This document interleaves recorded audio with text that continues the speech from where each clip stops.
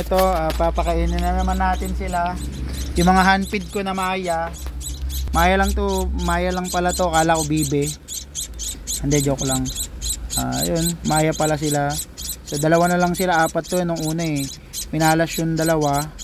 Namatay siguro, ewan ko. Napakain ko naman sila. Gutom na gutom sila. Nanghihingi na naman ng pagkain. So yun, kagagawa ko lang. Ito yung pagkain nila. Handfeed formula talaga to para sa kanila. Yun. Nakakatig 1 ml sila o minsan tig 2 ml yan. Yan. Ganyan lang sila kumain. Takaw grabe so yun, first time ko lang rin naman mag-handfeed at naawa lang kasi ako dito sa mga to nung napulot namin, kaya binuhay ko na lang. Then, mapanood nyo rin kung paano mag-handfeeding, ganyan.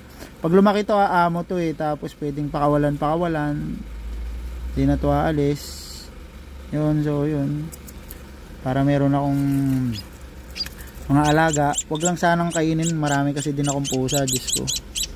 May biglang kainin So yun, saan na? Di ko na nakita. Ano ka ba? Katakam mo kasi. Okay na? Ano? Kaya pa?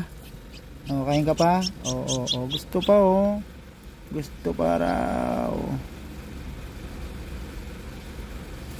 Last na yan Mamaya na naman. Mamaya merienda nyo na naman mamaya. Ayan. Busog-lusog na naman kayo Ayan, wala pang pangalan to mga to. Di ko alam kung ano yung papangalan ko sa kanila. Nung last na pinakita ko to, wala pa silang balbon. Ayan, may mga balbon na sila. So ayan, malinaw, kitang kita na Maya pala sila. So ayan, di ko nga lang alam kung anong papangalan. So ayan, tumigil na sila ibig sabihin busog na. Di ko alam kung anong papangalan ko sa kanilang dalawa.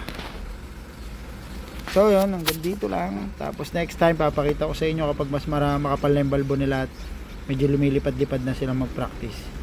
Yun lang, bye!